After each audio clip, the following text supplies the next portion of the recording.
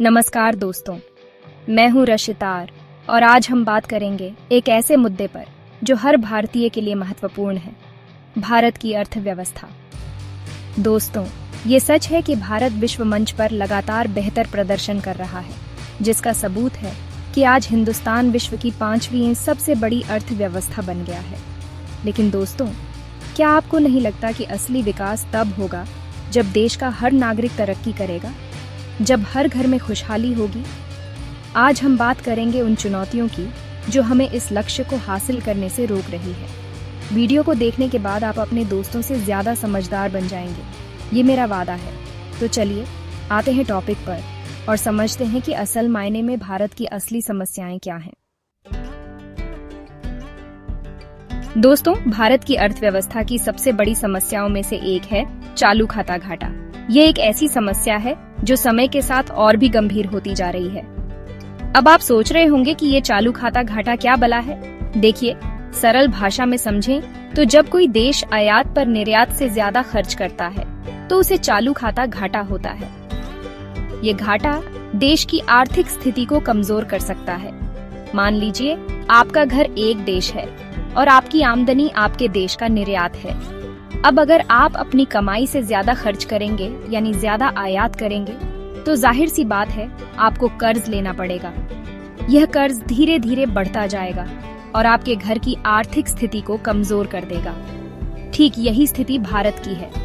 हम petrol, diesel, electronic सामान और भी बहुत कुछ विदेशों से मंगाते हैं यानी आयात करते हैं। इन वस्तुओं की मांग इतनी अधिक है कि हम इन्हें खुद उत्पादन नहीं कर पाते और बदले में हम उतना निर्यात नहीं कर पाते। इससे हमारा चालू खाता घाटा बढ़ता जाता है। निर्यात कम होने का मतलब है कि विदेशी मुद्रा की आमदनी भी कम हो जाती है, जिससे देश की आर्थिक स्थिति पर बुरा असर पड़ता है। अब आप सोच रहे होंगे कि इसमें इतनी चिंता की क्या बात है। तो दोस्तों, चालू खाता घाटा बढ़ने से रुपया कमजोर होता है, महंगाई बढ़ती है और देश कर्ज के जाल में फंसता जाता है। जब रुपया कमजोर होता है तो आयात की लागत बढ़ जाती है, जिससे महंगाई और भी बढ़ जाती है।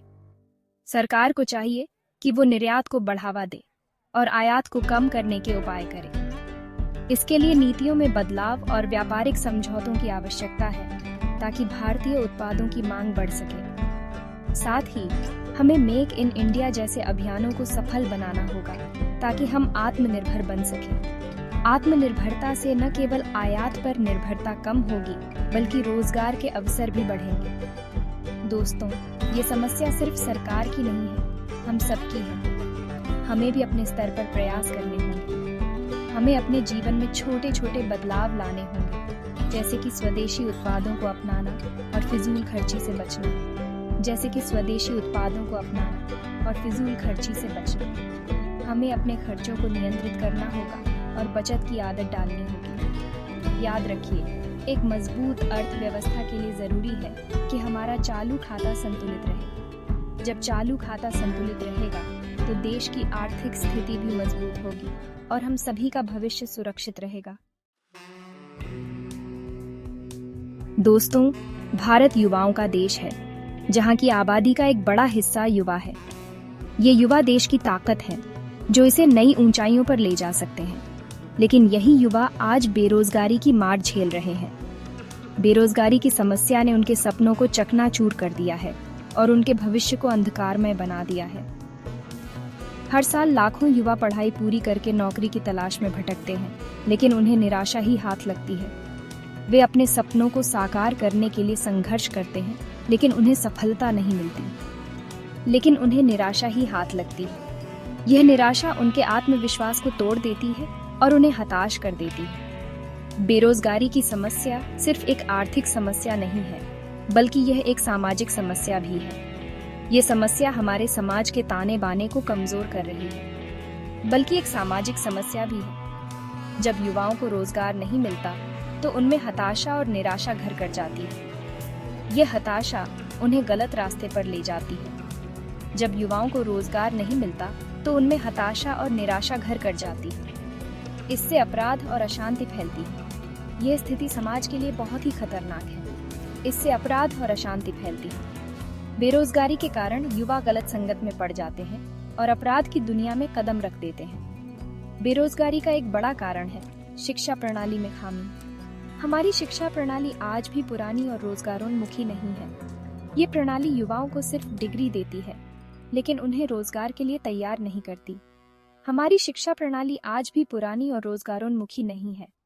हमें एक ऐसी शिक्षा प्रणाली की जरूरत है जो युवाओं को रोजगार के लिए तैयार कर सके और उन्हें आत्मनिर्भर बना सके। जरूरत है कि हमारी शिक्षा प्रणाली में बदलाव लाया जाए और उसे कौशल विकास से जोड़ा जाए। इससे युवा न केवल नौकरी पाने में सक्षम होंगे, बल्कि वे खुद का व्यवसाय भी शुरू कर सकेंगे और उसे कौशल विकास से जोड़ा जाए। कौशल विकास के माध्यम से युवा अपने हुनर को निखार सकते हैं और रोजगार के नए अवसर पा सकते हैं। साथ ही सरकार को उद्योगों को बढ़ावा देना होगा ताकि रोजगार के नए अवसर पैदा हो सके। उद्योगों के विकास से न केवल रोजगार के अवसर बढ़ेंगे, बल्कि देश की अर्थव्यवस्था भी मजबूत होगी ताकि रोजगार के नए अवसर पैदा हो सके। इसके लिए सरकार को नई नीतियां बनानी होंगी और उद्योगपतियों को प्रोत्साहित करना होगा। स्टार्टअप इंडिया और मुद्रा योजना जैसी पहल सराहनीय है, लेकिन इन्हें और व्यापक बनाने की जरूरत है।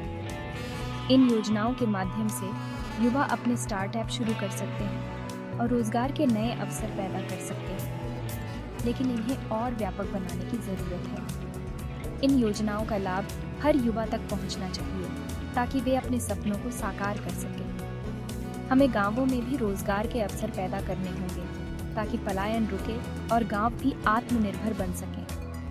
ग्रामीण क्षेत्रों में रोजगार के अवसर बढ़ाने से देश का समग्र विकास होगा ताकि पलायन रुके और गांव भी आत्मनिर्भर बन सके। ग्रामीण विकास के माध्यम से हम देश के हर कोने में खुशहाली ला सकते हैं। दोस्तों, बेरोजगारी एक गंभीर समस्या है जिसके समाधान के लिए सरकार और समाज दोनों को मिलकर प्रयास करने होंगे। ये समस्या तभी हल हो सकती है जब हम सब मिलकर इसके खिलाफ कदम उठाएं, जिसके समाधान के लिए सरकार और समाज दोनों को मिलकर प्रयास करने होंगे। हमें एकजुट होकर इस समस्या का समाधान निकालना होगा ताकि हमारे युवा एक बेहतर भविष्य की ओर बढ़ सकें।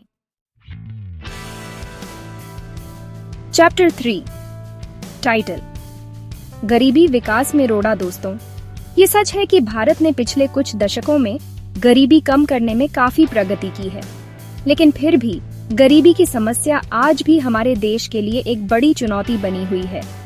गांवों में आज भी लाखों लोग गरीबी रेखा से नीचे जीवन यापन करने को मजबूर हैं। ये लोग बुनियादी सुविधाओं से वंचित हैं, जैसे कि साफ पानी, स्वास्थ्य सेवाएं और शिक्षा। गरीबी का एक बड़ा कारण है असमानता। असमानता न केवल आर्थिक है, बल्कि सामाजिक और शैक्षिक भी है। देश की संपत्ति कुछ ही हाथों में सिमटी हुई है, जबकि एक बड़ी आबादी गरीबी और अभाव में जीने को मजबूर है। ये असमानता समाज में तनाव और असंतोष को बढ़ावा देती है। गरीबी दूर करने के लिए जरूरी है कि हम समावेशी विकास पर ध्यान दें।